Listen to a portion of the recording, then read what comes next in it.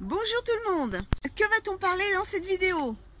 Eh bien, dans un premier temps, je vais vous montrer comment je plante des mini-mottes, car j'ai de la salade que j'avais semée en mini-mottes, avec vous d'ailleurs je crois, et il est temps de les planter. Donc voilà, c'est le sujet de la première partie de cette vidéo. Ensuite, nous allons rester toujours dans le sujet des mini-mottes, mais là, je vais changer ma technique de semis, on va dire ça, car je vous avais dit que je ne voulais plus utiliser les mini-mottes. Et bien, j'ai changé d'avis. Et je vous donne la raison dans cette vidéo. Ensuite, eh bien, je vais vous montrer mes semis de ce début de mois. Et puis, je vais vous montrer une parcelle que j'ai de l'autre côté de la maison qui est assez ombragée, et je vous montre l'organisation pour optimiser mes plantations par rapport au manque de lumière. Allez, c'est parti!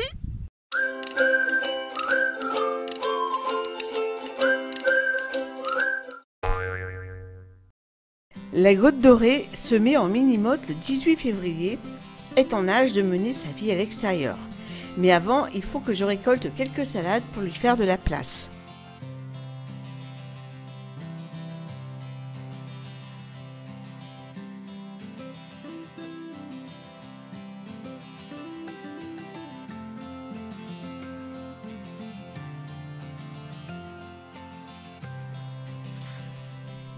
Sur cette parcelle, je suis obligée de travailler le sol à chaque plantation car il a tendance à se compacter naturellement.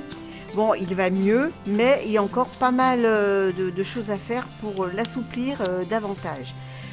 Il fait encore des grosses mottes, il est essentiellement argileux, et si je ne le retourne pas un peu, là je le fais avec ma pelle parce que vu que j'ai des arceaux, je ne peux pas passer la grelinette dedans.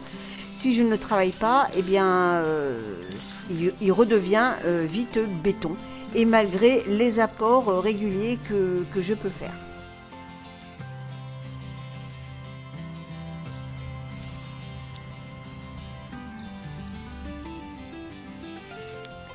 Lorsqu'on plante de la salade, il faut veiller à laisser du flottant, c'est-à-dire qu'il ne faut pas enterrer le collet sous peine de pourriture.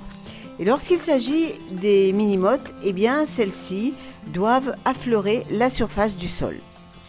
Un copieux arrosage après la plantation permet à la terre d'adhérer aux racines et d'éviter les éventuelles poches d'air.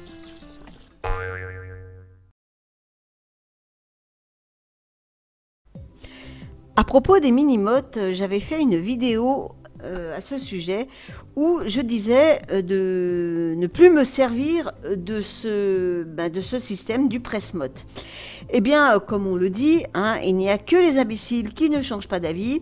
Je vais m'en resservir pour semer les laitues ou d'autres salades.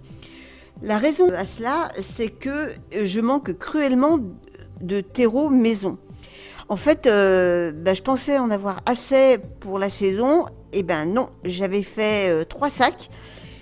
Et je m'en suis servi également pour faire du repiquage. Et donc, maintenant, ça me fait défaut. Donc, pour économiser ce fameux terreau, je vais utiliser le presse-motte qui va m'éviter un repiquage en godet individuel et donc économiser du terreau. Bref, j'ai dû racheter du terreau pour combler ce déficit. Alors c'est un terreau universel que j'ai tamisé et dont j'ai rajouté un peu de perlite pour alléger tout ça. En attendant d'être autonome en terreau à 100%, mon terreau maison, je vais le garder pour les semis, et puis j'achèterai du terreau pour le rempotage des légumes en godet individuel. Alors cette semaine, j'ai également repiqué les choux brocolis. Ils commençaient à sortir leurs vraies feuilles. Je les ai installés dans leur godet individuel.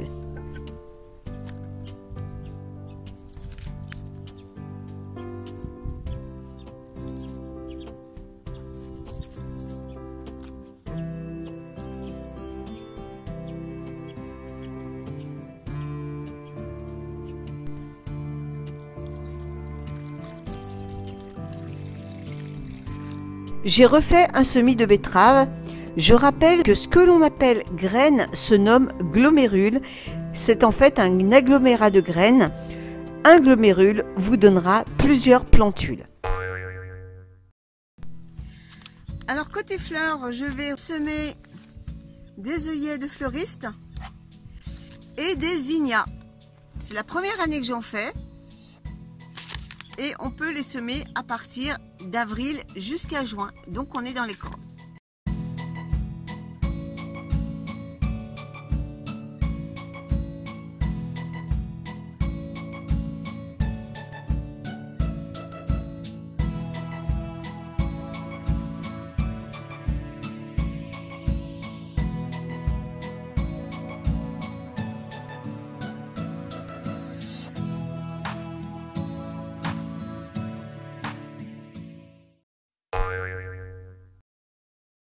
Il me reste pas mal de feuilles de chêne à planter.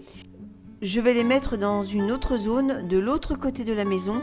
Alors pour vous situer, en face de vous, c'est le mini sous-bois et tout au fond, il y a le poulailler.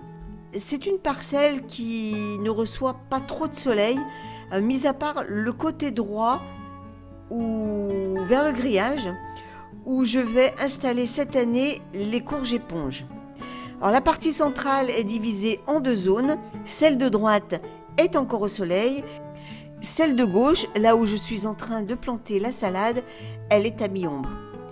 La partie la plus à gauche de l'écran, là où il y a le mur blanc, c'est une partie qui est complètement à l'ombre. Alors là, j'ai mis de l'ail et vous pouvez le voir que même s'il n'y a pas de soleil direct sur lui, eh bien l'ail pousse très bien.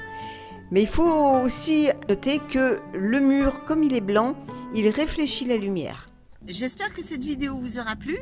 N'hésitez pas à me laisser un commentaire, un pouce bleu et puis à vous abonner hein, si cela vous plaît. On se redonne rendez-vous dimanche prochain pour un nouveau sujet. Salut tout le monde!